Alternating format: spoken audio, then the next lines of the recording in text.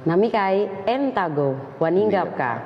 Selamat malam, kembali lagi bersama saya Elsye Titi Halawa pada acara podcast Papua Selatan. Ya, hari ini kita sudah kedatangan bintang tamu yang luar biasa. Di sini ada Bapak Beni Latumahina yang akrab disapa Pak Bela, yang tidak asing lagi untuk warga Kota Merauke. Selamat malam Pak Bela. Selamat malam Els. Apa kabar malam. Pak? Apa kabar Pak? Luar biasa ya. Selamat malam semua yang di rumah yang lagi menonton. Assalamualaikum warahmatullahi wabarakatuh. Salam. Ya Pak Bela, malam hari ini kita akan bincang-bincang berdiskusi tentang Merauke menuju Provinsi Papua Selatan. Dan tentunya ini merupakan sesuatu yang sangat sering dibahas di semua kalangan tentunya. Dan juga di sini Pak Bela ini merupakan salah satu narasumber yang kita yakini dapat memberikan pemahaman yang baik, bukan hanya untuk kita yang berdiskusi di sini, tapi tentunya untuk teman-teman warga Kota Merauke maupun teman-teman yang ada di Bovendigul, Mapi, Asmat yang sementara menonton live info kejadian Kota Merauke, Pak. Ya, kita akan berbincang mengenai Provinsi Papua Selatan, Pak. Bagaimana tanggapan Pak Bela sendiri mengenai Provinsi Papua Selatan ini, Pak? Iya, yang jelas bahwa ini sudah 19 tahun ya, kurang lebih kakak-kakak kita atau orang-orang tua kita yang sudah mendorong supaya Papua Selatan ini menjadi provinsi. Kurang lebih dari tahun 2002 ya, sudah diupayakan, diusahakan. Artinya mulai dari Bapak John Gluba ya, kemudian Bapak Romanus, kemudian Bapak Freddy ya. Perjuangan-perjuangan itu sampai dengan detik sekarang pun masih diperjuangkan. Maknanya apa? Pasti ada nilai positif ketika kita bisa menjadi satu provinsi yang definitif seperti itu. Sehingga pada akhir-akhir ini kemudian tanggapan dari kementerian, baik Menteri Dalam Negeri, Menko Polhukam ya, kemudian sempat juga Pak Presiden sendiri untuk menyampaikan bahwa wilayah Provinsi Papua Selatan ini yang lebih siap untuk menjadi provinsi. Saya pikir kita seluruh masyarakat Merauke harus bersyukur kepada Tuhan bahwa mudah-mudahan dalam beberapa tahun ke depan kita Provinsi Papua Selatan sudah bisa definitif, sudah diberikan kewenangan khusus untuk mengolah dan mengatur rumah tangganya sendiri. Iya Pak, untuk pembentukan daerah otonom baru atau DOB untuk Provinsi Papua Selatan ini, kan untuk kita di selatan ini hanya ada 4 kabupaten Pak, Merauke, Asmat, Bovendigul dan juga Kabupaten Mapi, Pak. Apakah ini tidak menjadi hambatan? Yang kita ketahui kan kalau untuk pemekaran provinsi itu minimal 5 kabupaten. Nah, dalam hal ini apa yang dilakukan oleh pemerintah pusat maupun pemerintah daerah nih, Pak? Iya, yang jelas bahwa ini juga sempat dibahas dalam perubahan Undang-Undang Otsus ya kemarin, kemudian sekarang sudah ditetapkan PP-nya, Undang-Undang Nomor 2 Tahun 2001 tentang Undang-Undang Otonomi Khusus. Makanya diatur di situ juga menyangkut dengan regulasi persyaratan administrasi. Kalau kita lihat di Undang-Undang 23 2014, persyaratan untuk menjadi provinsi kan harus 5 kabupaten kota. Tetapi kemudian pertimbangan lain termasuk salah satunya lex specialis derogat lege generalis ya, yang mana penafsiran hukum secara khusus mengesampingkan hukum secara umum. Artinya ini juga disampaikan oleh Pak Menteri Dalam Negeri Pak Tito bahwa mekanisme untuk pembentukan Provinsi Papua Selatan dibuat atau dilaksanakan dengan dasar yang dengan mekanisme yang tidak biasa. Nah, artinya bahwa ini menjadi satu pertimbangan dalam kita membahas kemarin otonomi khusus, poin-poin yang berubah untuk menjelang kepada persiapan provinsi menjadi definitif, bahwa yang pertama wilayah adat menjadi satu pertimbangan.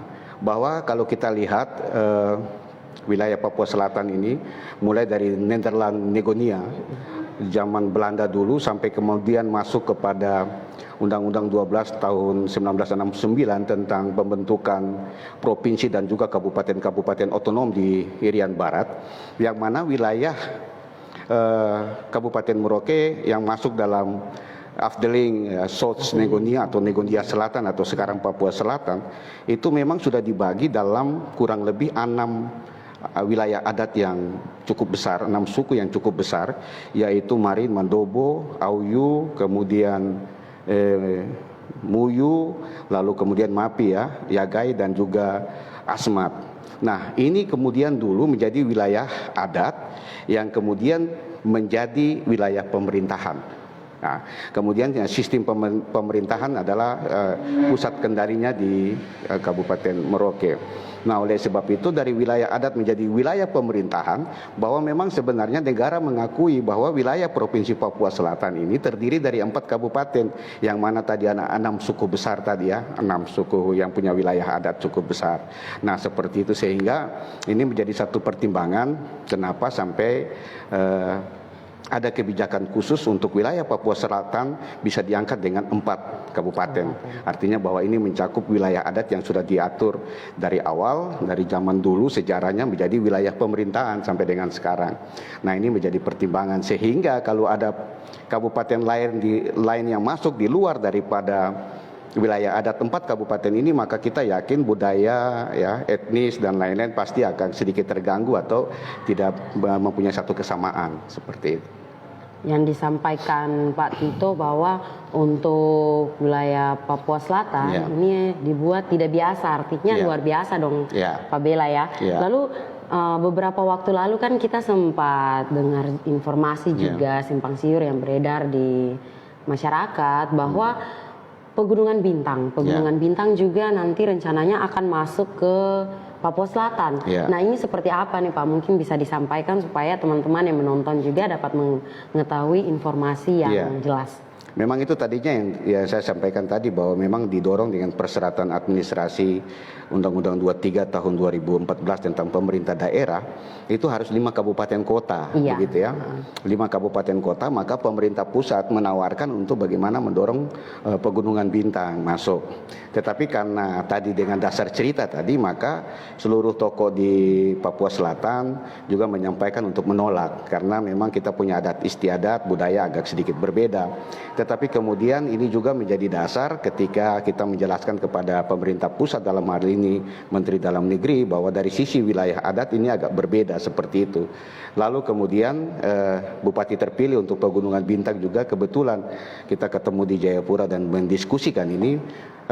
Beliau juga menolak untuk bergabung dengan wilayah Papua Selatan seperti itu. Saya pikir jadi untuk wilayah cakupan wilayah pemerintahan untuk membentuk provinsi definitif dengan 4 wilayah MAPI, Asmat, Bovendigul dan Merauke, saya pikir sudah final, mudah-mudahan ya. Sudah final ya, mudah-mudahan ya. Apalagi kan kita tahu sudah lebih dari 19 tahun ya 19 tahun kita ini. berusaha ya. Sudah 19 tahun. Nah, kalau dari sisi sumber daya manusianya bagaimana nih Pak Bela? Soalnya kan di luar sana juga ada pro kontra dengan pemekaran Papua Selatan ini. Ya, artinya bahwa kemarin tim yang datang juga menanyakan itu ya, tim yang dari Sekretariat Jenderal DPR RI yang kemudian melakukan pertemuan dengan pihak DPR, kemudian pihak dari Musamus, Visipol, dan juga dari pemerintah daerah.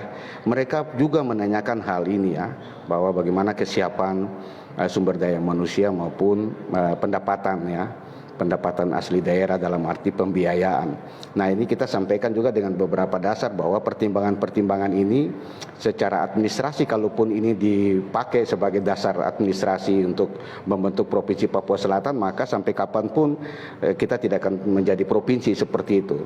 Karena kita tidak bisa memenuhi ya persyaratan untuk menyiapkan terlebih dahulu sumber daya manusianya, menyiapkan terlebih dahulu bagaimana pembiayaannya, makanya sampai kapanpun kita tidak bisa akan menjadi Provinsi Papua Selatan. Nah, oleh sebab itu pada pertemuan kemarin, baik dari teman-teman anggota DPRD sendiri, lalu kemudian dari lembaga masyarakat adat maupun dari Pak tokoh masyarakat Pak John Gluba GFC menyampaikan bahwa ini menjadi pertimbangan ketika kita berpikir terbalik ya, ketika besok kita diberikan kewenangan untuk menjadi provinsi, maka dengan sendirinya sumber daya manusia lalu kemudian pendapatan asli daerah kita lebih maksimal, seperti itu, lebih bisa mempersiapkan dengan persiapan yang cukup matang kayak begitu. Jadi kita tidak lagi menunggu seperti itu, sehingga Provinsi Papua Selatan ini kita tidak bisa menunggu dengan persyaratan-persyaratan normatif seperti tadi. Apalagi sudah sampai tim datang dan juga selain bertemu dengan pihak DPR di sini ketemu juga dengan pemerintah daerah, dalam hal ini Bapak Bupati dan jajaran. Kemudian juga sempat ke kampus Musamus ya Pak? Iya, dengan ke Musamus. Iya. Nah ini Pak, kalau untuk tim yang fokus untuk mengkaji pemekaran Papua Selatan ini apakah Musamus ataukah universitas yang di luar Papua seperti UGM begitu? Iya, kemarin juga UGM mengundang kita, tapi topiknya sama. Mereka hampir juga menggarap atau pengayaan terhadap NA dan RU naskah akademik maupun rancangan undang-undang. Itu baik yang dikaji oleh UGM, tetapi kemudian kemarin ya tim penyusunan naskah akademik dan RUU dari Sekretariat Jenderal DPR RI dan juga dari staf ahli Komisi 2. Bidangnya hampir sama, yaitu pengayaan tentang naskah akademik, dan saya pikir termasuk dengan rancangan undang-undang ini mereka pasti akan mempunyai satu schedule waktu untuk bisa berdiskusi kolaborasi ya tentang penyusunan ini, sehingga pada saat penetapan nanti mereka sudah punya satu format yang pasti begitu final. Nah, kemarin pola pertanyaannya sama. Pertama, pengayaan tentang bagaimana nama provinsi, apakah memang nama provinsi itu tetap dengan Provinsi Papua Selatan, dan semua sepakat, saya pikir provinsi kita itu sudah tidak ada nama lain ya, Provinsi Papua Selatan, baik wilayah adat, sejarahnya sudah menjelaskan demikian, sampai kepada otsus yang kemarin kita tetapkan juga sudah final. Lalu kemudian letak ibu kota ya, kota provinsi di Merauke. Letak ibu kota provinsi di Merauke ini juga sudah final kemarin dengan beberapa pertimbangan tadi, bahwa mulai dari zaman Nederland Negonia sampai kepada terakhir kemarin menjadi wilayah pemerintahan, itu pusat kendalinya di Merauke, sehingga ini merupakan satu sejarah yang cukup menjadi catatan penting. Tapi kemudian yang kedua, scoring yang dilakukan oleh UGM tentang bagaimana kesiapan sarana prasarana,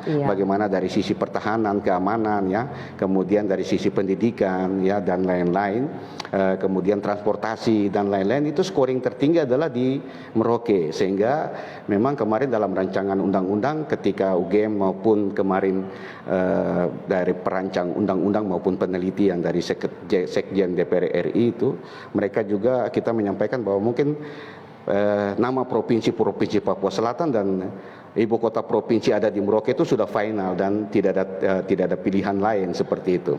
Iya Pak. Kemudian kan 15 Juni Juni kan ini sudah ada deklarasi yang dilakukan oleh 4 bupati yang ada di wilayah selatan Papua. Nah, terkait dengan nama provinsi dan juga letak provinsi yang nantinya diharapkan ada di Kabupaten Merauke.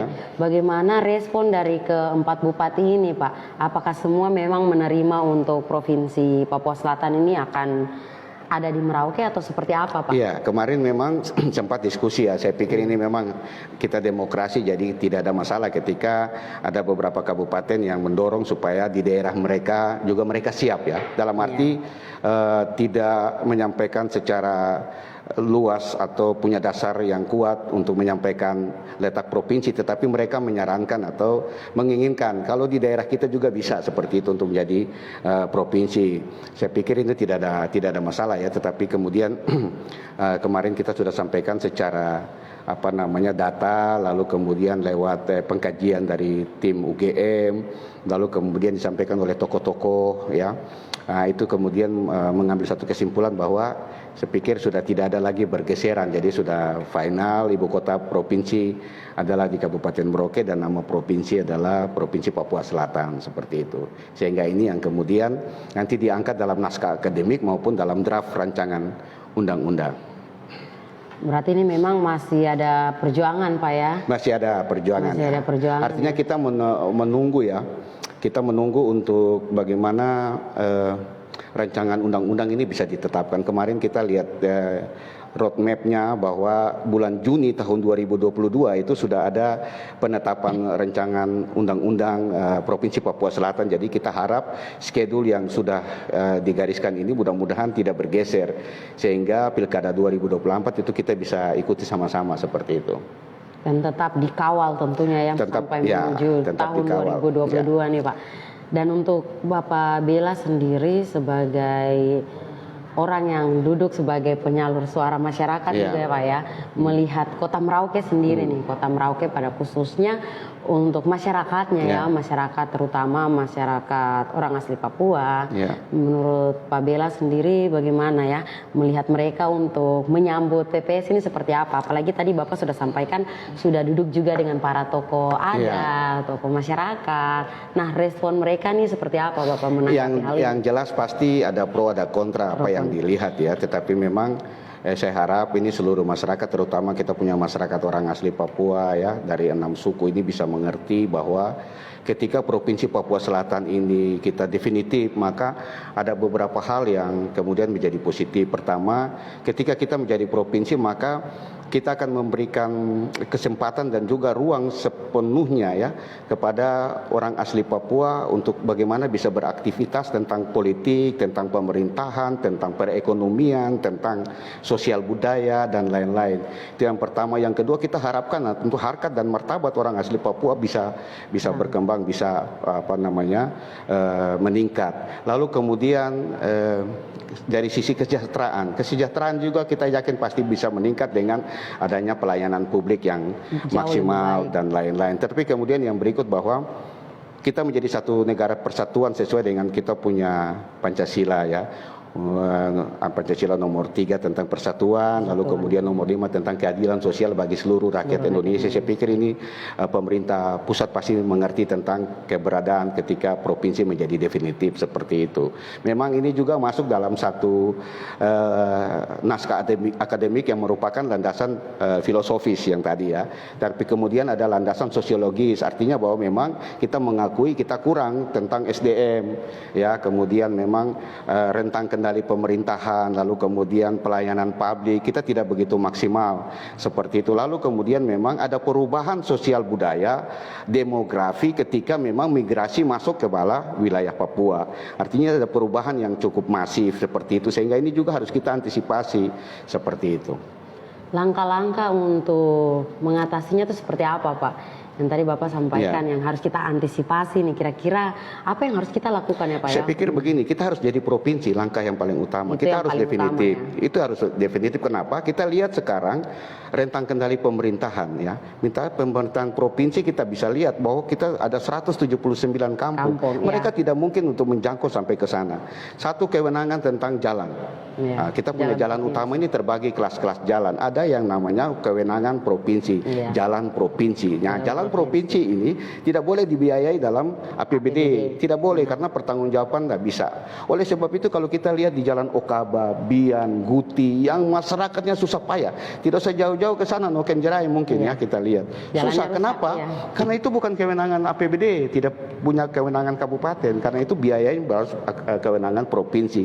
Mana provinsi bisa melihat? Itu yang pertama. Yang kedua, kalau kita lihat sumber daya alam, kita punya kewenangan untuk mengurus izin pengelolaan kapal ikan ya, GT sekian ke bawah harus kewenangannya ke provinsi seperti itu. Pengelolaan ikan itu semua kita dana bagi hasil.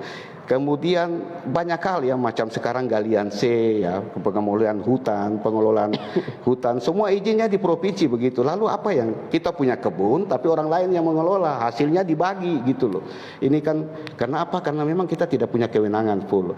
Artinya ketika kita menjadi provinsi, maka definisi daerah otonom itu lebih full maksimal, bahwa kesatuan masyarakat hukum yang mempunyai batas-batas wilayah yang berwenang untuk mengatur dan mengurus pemerintahan, tetapi juga mengurus kepentingan masyarakatnya sendiri sesuai dengan aspirasi masyarakat, sesuai dengan kepentingan masyarakat yang ada dalam negara kesatuan seperti itu. Dan juga negara mengakui bahwa dikelola ini semua adalah wilayah adat seperti itu. Maka di pasal 18 juga kan diatur di situ bahwa negara mengakui dan menghormati satuan-satuan wilayah masyarakat adat. Nah, itu saya pikir ketika provinsi, maka hal-hal seperti ini kita lebih leluasa untuk bisa mengatur rumah tangga kita sendiri. Iya, benar sekali Pak ya. Apalagi dalam beberapa waktu yang lalu bisa kita ikuti juga di info kejadian Kota Merauke, banyak masyarakat yang mengeluh tentang jalan-jalannya. Betul. Dan tentunya masyarakat sebagian besar menyalahkan ini ke pemerintah daerah. Iya. Betul. Lebih banyak menyuarakan dan juga menyalahkan pemerintah daerah. Dan yang sesungguhnya seperti yang tadi sudah disampaikan Pak Bella, bahwa wewenang ini Bukan ada di daerah, tetapi ada di provinsi, bukan di kabupaten ya.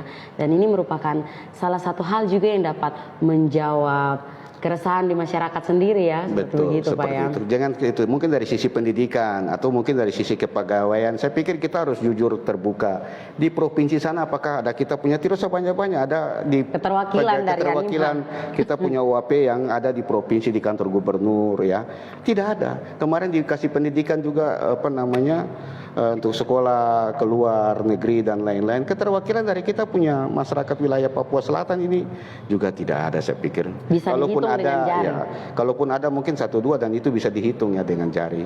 Saya pikir ini yang membuat kita agak sedikit sulit. Nah, kemarin ada beberapa persyaratan juga tentang pembiayaan.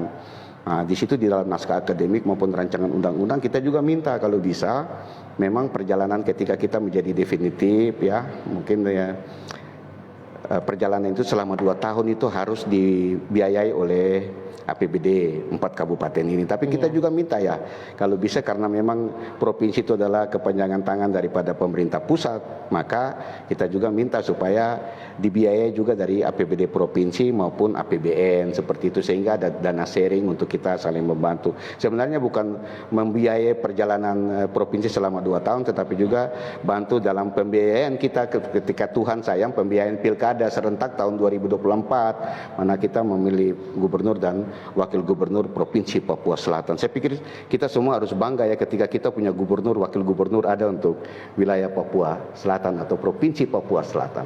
Dan ini juga merupakan orang-orang dari wilayah Animha sendiri, Pak ya. Semua kayak begitu. Ya, selama ini kan memang kita untuk di provinsi sangat jarang, apalagi gubernur perwakilan dari wilayah adat Animha ini belum ada. Belum ada seperti itu. Jadi kita coba.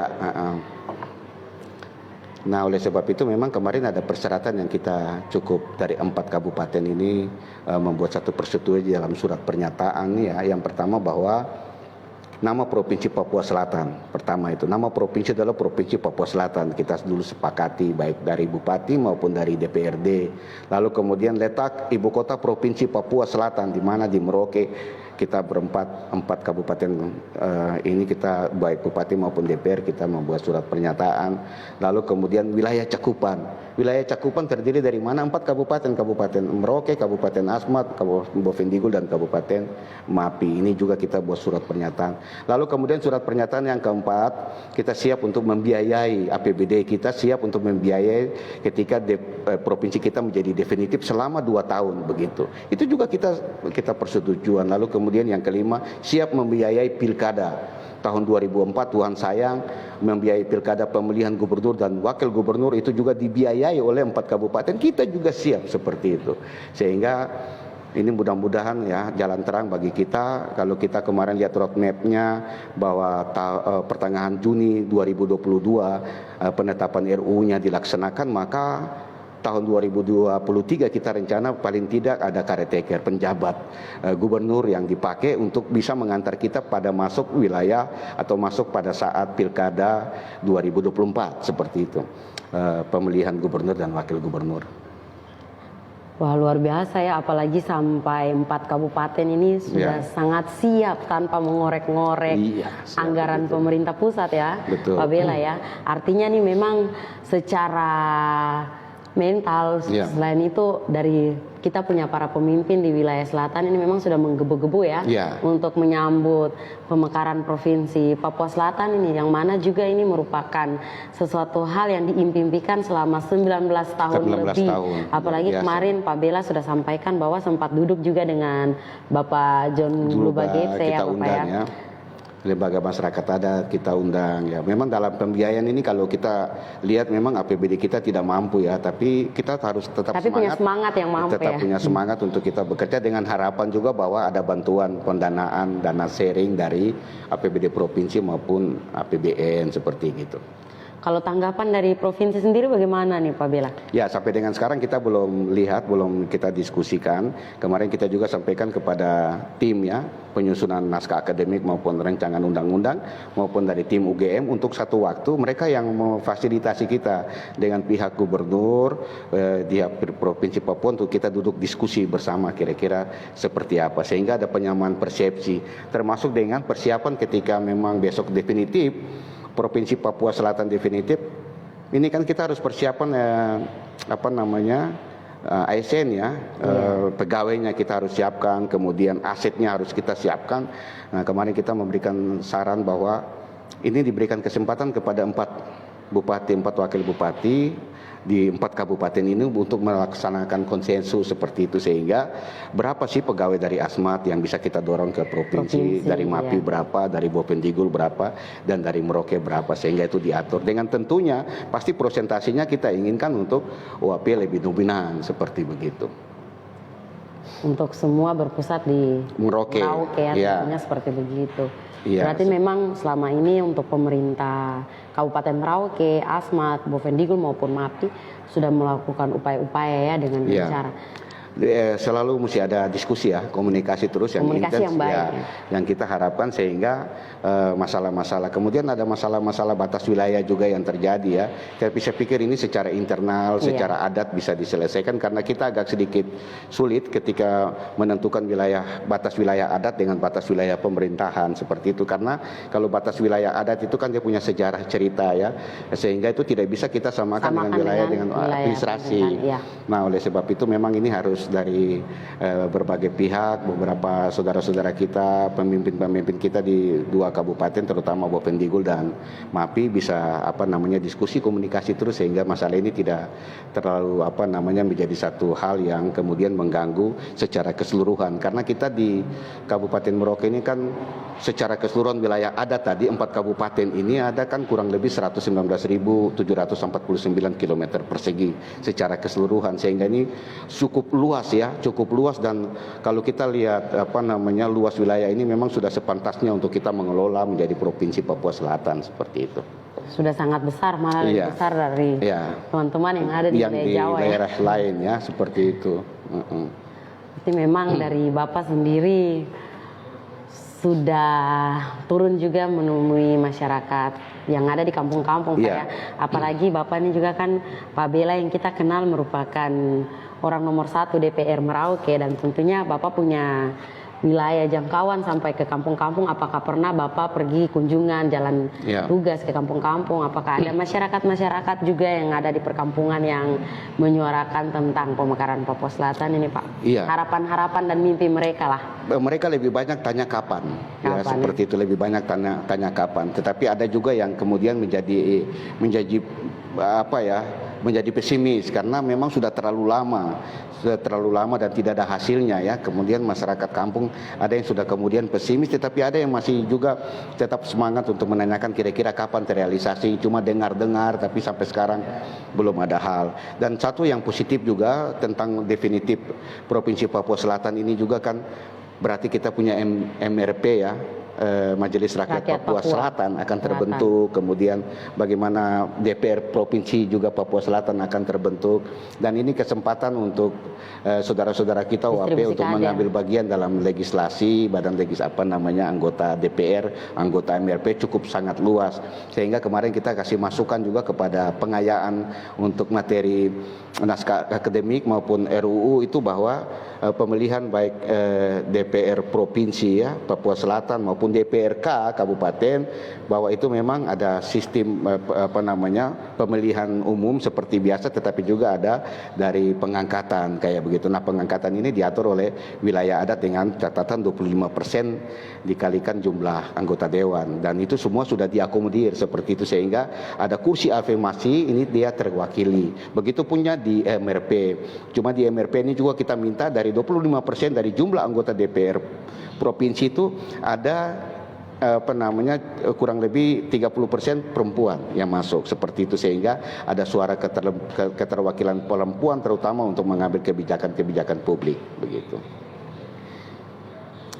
Syarat-syaratnya itu seperti apa Pak? Ya.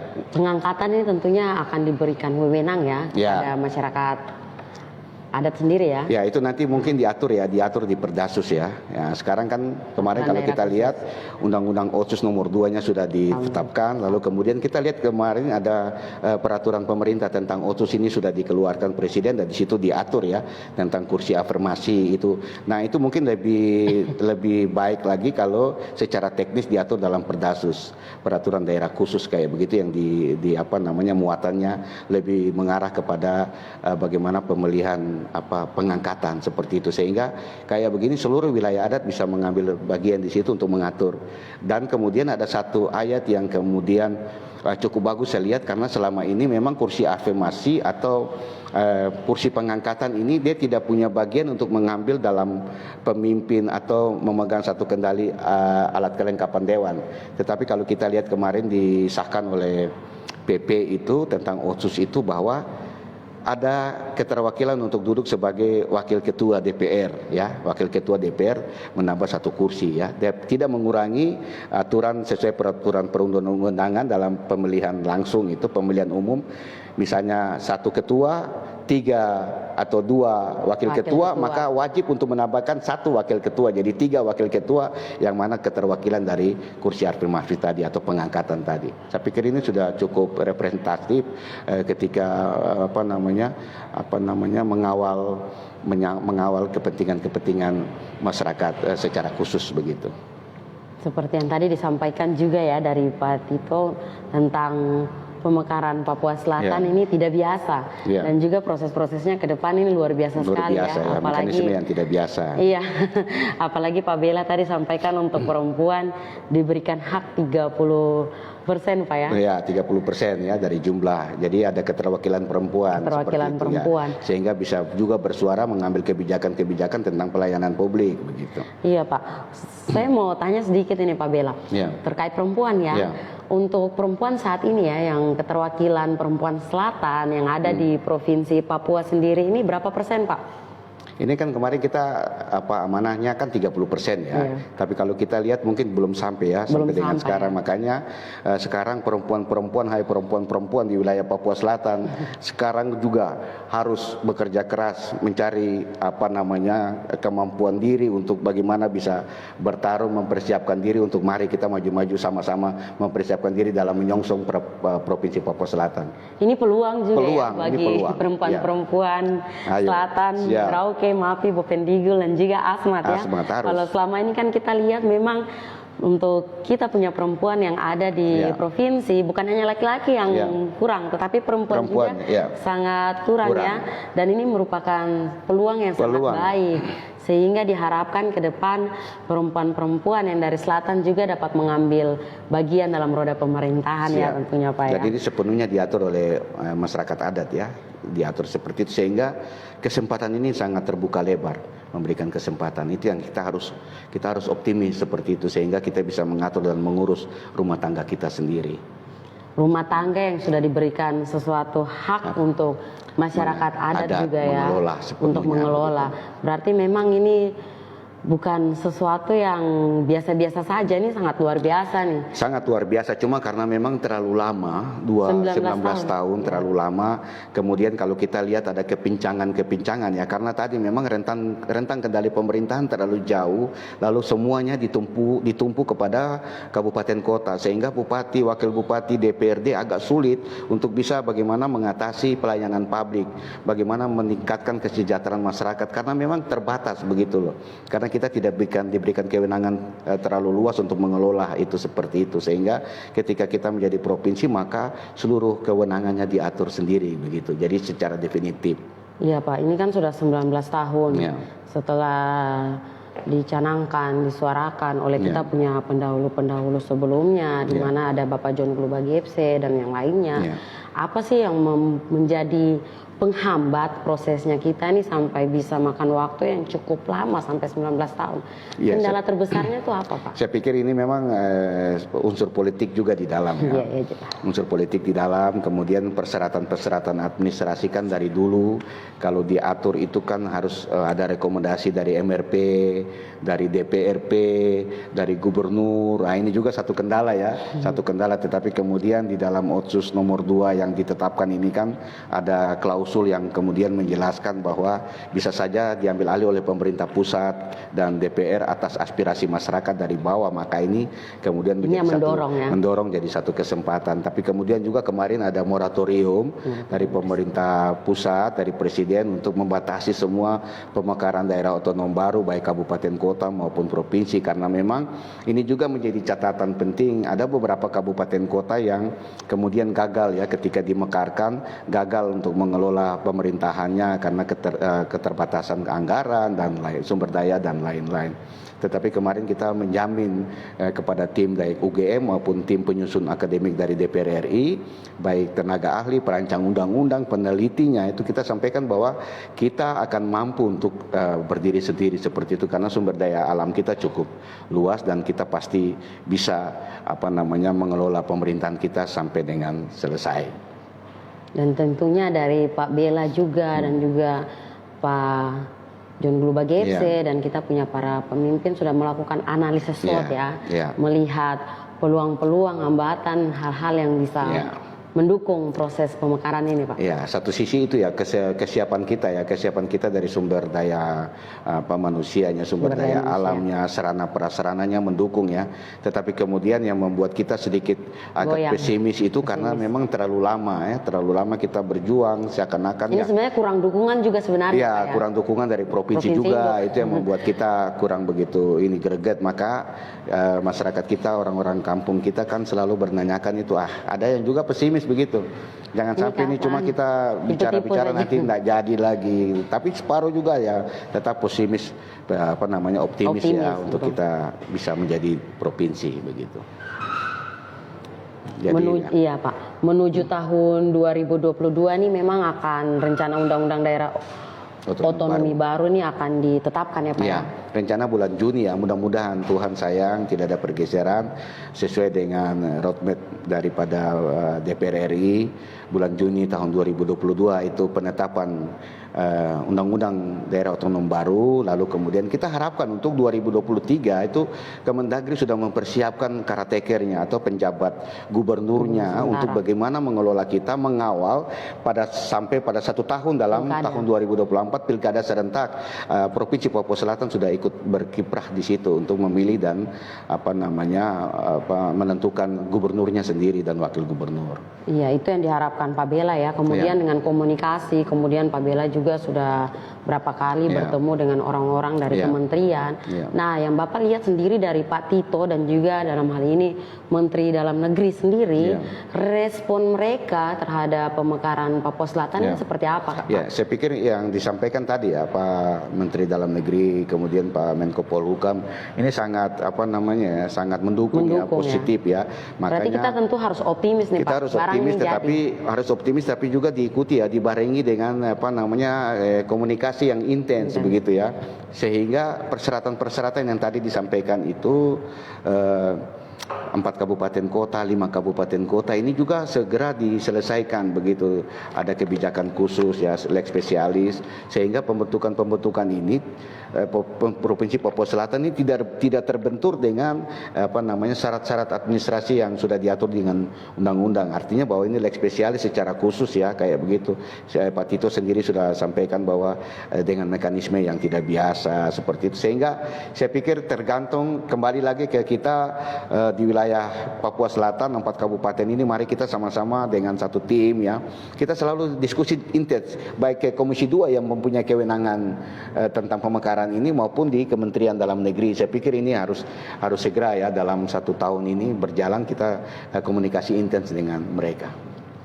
Iya Pak, komunikasi yang intens ini yang sudah disampaikan Pak Bella, komunikasi intens dengan orang-orang di kementerian maupun masyarakat kita juga Pak ya. Jangan sampai nanti saat sudah mau jadi dari kita sendiri ada pergesekan antara kita dan kita Pak ya. Apalagi dengan teman-teman kita yang ada di provinsi kabupaten lain ya. Kabupaten lain dan juga di provinsi induk, Pak ya. Ya, mudah-mudahan saja tidak ya, ketika kita bisa melihat dengan jujur, tulus, ikhlas, melihat hati. Saya pikir kalau satu dua masyarakat kita yang masih belum menerima, saya pikir wajar ya, namanya demokrasi. Lalu kemudian mereka juga pasti pesimis ya, karena memang sudah diusahakan berapa tahun ya, cukup lama. Mereka jadi antipati ya terhadap pemerintah pusat misalnya begitu. Saya pikir wajar. Tapi kita jangan putus asa, kita harus tetap semangat, saling menopang, saling berdoa sehingga Provinsi Papua Selatan ini akan segera terwujud begitu. Iya Pak, apalagi Bapak ini ada sebagai penyalur suara masyarakat Pak ya. Ya. Nah untuk menuju tahun 2022 sendiri dan juga 2023, 2024 yang mana kita harapkan pilkada untuk gubernur di Papua Selatan ini jadi, program-program apa yang akan Bapak lakukan ini? Dalam hal untuk menyuarakan ke masyarakat, karena kan dalam hal ini tidak semua masyarakat kita mengetahui, jangan sampai masih ada yang pesimis di luar sana Pak. Apakah ada program-program yang sudah terpikirkan sendiri oleh Bapak? Ya, saya pikir pasti programnya lebih luas lagi ya, karena kewenangan itu sudah bukan kabupaten saja, tapi kewenangan ke provinsi. Yang mana tadi kewenangan kita yang ditarik ke provinsi pasti sudah kita dikembalikan dan kita mengelola sendiri. Tetapi kemudian ada perangkat yang memang secara khusus dipikirkan untuk dibentuk ya, karena dengan sendirinya mereka punya tugas untuk mensosialisasikan bagaimana keberadaan Provinsi Papua Selatan, lalu bagaimana keberadaan persiapan untuk pilkada ya, terutama pemilihan gubernur, wakil gubernur. Yang pertama adalah KPU. Ya, KPU. Yang kedua Bawaslu. Ini sudah otomatis dengan sendirinya pemerintahan kita harus kita lengkapi ya. Selain itu ada badan-badan lain ya, lembaga lain yang harus kita isi seperti itu. Dan ini saya pikir normatif ya, sudah pasti sudah diatur oleh kementerian, juga pasti sudah terstruktur begitu. Jadi dengan sendirinya ketika provinsinya kita persiapan, maka semua perangkat ini pasti sudah disiapkan seperti itu. Dan itu juga yang diharapkan ya. Apalagi Bapak sampaikan dukungan yang besar dari teman-teman di kementerian sendiri ya, sampai mereka sudah berkunjung lagi ya ke Merauke ya. Mudah-mudahan seperti itu, sehingga kita inginkan juga kemarin dari pihak UGM untuk ada waktu 1 hari dia dengan stakeholder yang ada ya, masyarakat adat, kemudian tokoh-tokoh masyarakat, tokoh agama ya, kayak begitu, untuk mungkin ada satu waktu kita diskusi lagi terakhir lebih intens, sehingga pengayaan terhadap naskah akademik atau rancangan undang-undang ini lebih komplit lagi sebelum mereka diskusikan dengan pihak DPR RI seperti itu. Tapi sampai sekarang kita belum dengar kapan mereka punya schedule ke Merauke, tetapi sudah ada rencana itu. Mudah-mudahan dalam waktu dekat. Mudah-mudahan dalam waktu dekat ya, dan tentunya kita akan terus mengawal hal ini bersama Pak ya. Karena ini demi kepentingan masyarakat Papua Selatan. Harus semua saling topang menopang, bahu membahu. Sehingga kita menjadi satu provinsi seperti itu. Luar biasa loh, itu berkat yang melimpah untuk kita. Kita harapkan informasi yang baik lagi ketika sudah ada pertemuan kalau bisa memang diinformasikan Pak ya. Mudah-mudahan ini progresnya tetap pasti akan kita diskusikan terus, baik ke pusat maupun kita ke provinsi ya, akan kita diskusikan terus. Mudah-mudahan sudah jalan ya. Kalau kita lihat sudah ada jalan yang baik, mudah-mudahan sesuai dengan rencana. Jadi kita mohon dukungan doa dari seluruh masyarakat Merauke ya, bantu supaya proses administrasi dan segalanya persiapannya bisa kita selesaikan dalam waktu dekat, sehingga persyaratan untuk menjadi Provinsi Papua Selatan kita lengkapi dan kita tinggal menunggu hasilnya. Iya, Pak Bella, sebelum kita tutup, mungkin Bapak bisa menyampaikan dampak positif dari adanya pemekaran Papua Selatan ini, sehingga teman-teman kita yang menonton, terlebih kita punya adik-adik yang masih duduk di bangku sekolah, sehingga memang mereka mendapatkan pemahaman yang benar baik tentang PPS ini, sehingga pendapat-pendapat yang keliru di luar sana dapat diluruskan pada kesempatan kali ini Pak. Iya, yang saya pikir pertama, ketika ini kita menjadi provinsi definitif, pasti bukan kelemahan atau kekurangan yang kita bicarakan sebenarnya, tapi bagaimana nilai positifnya yang kita ambil, yang tadi saya sudah uraikan di luar ya. Tetapi memang secara sosiologis tadi yang saya sampaikan, dengan adanya migrasi pasti ya, migrasi artinya bahwa kedatangan masyarakat Nusantara ke Papua Selatan, ke Merauke ya, itu pasti akan lebih banyak. Artinya bahwa ada perubahan sosial budaya, ada perubahan demografi yang secara masif pasti kita rasakan seperti itu. Nah ini kita yang punya wilayah adat, masyarakat yang punya daerah adat wilayah Animha ini, kita harus saling bahu-membahu mempersiapkan diri masing-masing seperti itu. Dibantu dengan pemerintah pasti. Oleh sebab itu kita harapkan ada konsensus antara 4 pimpinan daerah, 4 kabupaten ini, baik Bupati, Wakil Bupati Merauke, Bupati Wakil Bupati Bovendigul, Bupati Wakil Bupati Mapi, Bupati Wakil Bupati Asmat. Harus merupakan satu konsensus sehingga hal-hal ini bisa diantisipasi, terutama tentang penempatan perangkat daerahnya, kemudian personilnya. Itu kira-kira seperti apa, sehingga ini sudah kita mengantisipasi tentang tadi perubahan-perubahan sosial budaya akibat migrasi yang terjadi ketika kita menjadi provinsi. Mungkin seperti itu. Iya Pak, berarti memang ini harus didorong untuk dibentuknya juga tim khusus ya. Ya. Selain tim khusus, tim untuk pemekaran Papua Selatan, tetapi tim khusus juga untuk yang memang benar-benar dapat mendata sumber daya manusia orang asli Papua. Betul. Sehingga memang penolakan-penolakan yang dikhawatirkan oleh sebagian besar teman-teman di luar sana dengan yang tadi akan ada semakin banyak orang dari luar yang datang ke wilayah Merauke. Yang dikhawatirkan itu kan Pak, jangan sampai lapangan-lapangan pekerjaan ini tidak dinikmati oleh teman-teman kita yang ada di Merauke sendiri. Dan memang iya Pak, apa yang Bapak pikirkan, apa yang Bapak sampaikan ini memang merupakan salah satu solusi yang baik Pak. Apakah hal ini sudah pernah Bapak sampaikan ke tim pemekaran sendiri atau bagaimana Pak? Ya, ini sudah menjadi catatan ya. Maka sekarang kan dari tim baik juga dari UGM, dari Sekjen itu juga minta data kepada pemerintah kita di wilayah selatan untuk data-data WAP ya yang ada ya, baik perempuan, laki-laki jumlahnya, lalu kemudian golongannya, kapasitasnya, itu diminta seperti itu, sehingga memang sudah diantisipasi ke sana. Nah kita harapkan ini kan Provinsi Papua Selatan itu bagaimana meningkatkan kesejahteraan kita, khususnya masyarakat asli Papua, Animha itu seperti itu, sehingga hal-hal yang dari luar ini tanda kutip kita harus antisipasi, harus diatur dengan baik seperti itu, sehingga kemudian menjadi provinsi otomatis nilai-nilai positif yang kita terima seperti tadi saya sampaikan landasan filosofinya ya kayak begitu, bahwa harkat dan martabat kita masyarakat Animha ini harus diangkat seperti itu. Ya. Nah Pak, ini kan sudah ada ketua ya, ketua tim pemekaran Papua Selatan yang mana kita ketahui ketuanya ini merupakan wakil Bupati Asmat. Nah untuk kita dari Kabupaten Merauke sendiri kira-kira ada berapa orang yang tergabung dalam tim ini Pak? Itu cukup besar ya, ada satu tim yang kita punya sekretariat ada di Jalan Brawijaya, itu semua diakomodir ya, dari 4 kabupaten diakomodir, termasuk kita punya sekretaris dari Merauke dan lain-lain, pointer-pointernya sudah dipertimbangkan seperti itu. Tetapi yang kita harapkan yang seperti tadi untuk antisipasi ada tim-tim khusus, tim dari setiap kabupaten juga ada. Ini kan tim besar ini. Benar ya tim Pak. Besar, sangat tapi, luas ya Papua Selatan. Sangat luas ya. Ada 119.749 km persegi ya.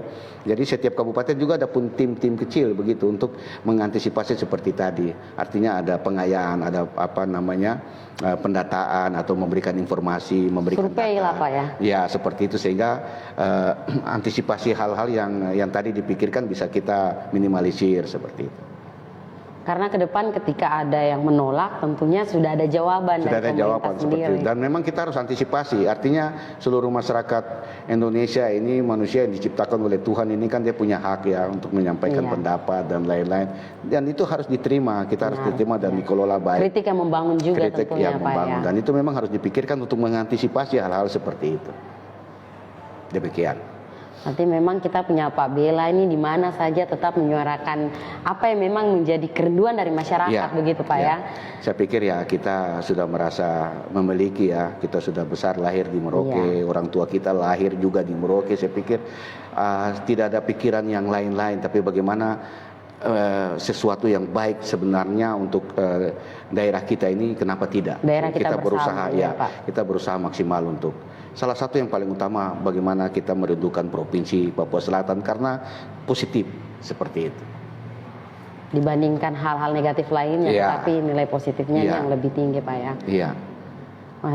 Tentunya ini menjadi harapan kita bersama masyarakat Kota Merauke dan juga apa yang tadi sudah disampaikan oleh Pak Bella ini sudah membuka wawasan kita ya, membuka wawasan kita sebagai masyarakat awam tentunya dalam menuju pemekaran Papua Selatan ini, Pak. Kita mau bicara banyak lagi, Bapak, tetapi memang kita dibatasi oleh waktu. Tidak terasa waktu sudah menunjukkan 6:30 malam. Mungkin sebelum kita tutup, kita akan berjumpa lagi dengan Pak Bella di kesempatan berikutnya, dan tentunya masih terus mengawal dan membahas pemekaran Papua Selatan. Sebelum tutup, Bapak bisa memberikan closing statement untuk warga Kota Merauke. Ya, baik, seluruh warga Kota Merauke yang saya cintai, saya banggakan, saya mohon supaya apa yang kita perjuangkan ini yakin dan percaya ini untuk anak cucu kita juga ke depan ya.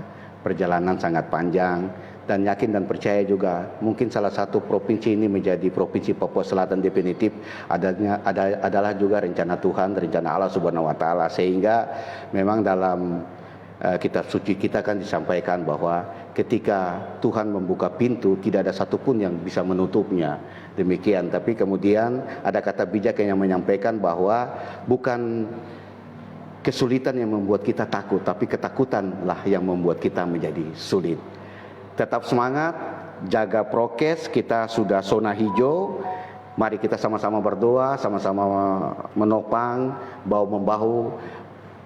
Mudah-mudahan dalam waktu dekat, beberapa tahun kemudian kita menjadi Provinsi Papua Selatan. Amin. Amin.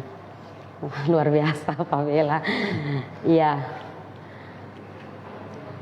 Terima kasih teman-teman Info Kejadian Kota Merauke yang sudah bersama-sama dengan Elsie dan Pak Bella dalam diskusi kita mengenai menuju pemekaran Papua Selatan, Provinsi Papua Selatan, dan tentunya apa yang disampaikan Pak Bella tadi sudah menambah wawasan dan pengetahuan kita bersama.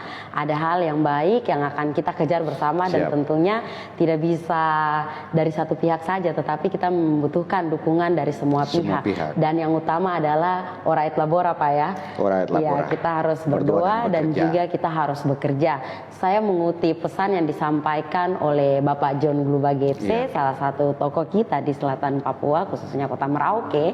Matahari itu terbit dari timur, dan tentunya cahayanya akan menyinari dari timur hingga sampai ke barat, dari Merauke hingga ke Sabang. Dan kita percaya teman-teman, kita yang ada di Kota Merauke, kita yang melihat matahari duluan, kita akan mampu menerima segala macam tantangan itu, dan tentunya tetap dengan bekerja dan jangan lupa untuk berdoa. Untuk itu saya Elsie Titi Halawa pamit undur diri. Terimalah salam persaudaraan kita, Izakot Bekai, Izakot Kai, satu hati, satu tujuan.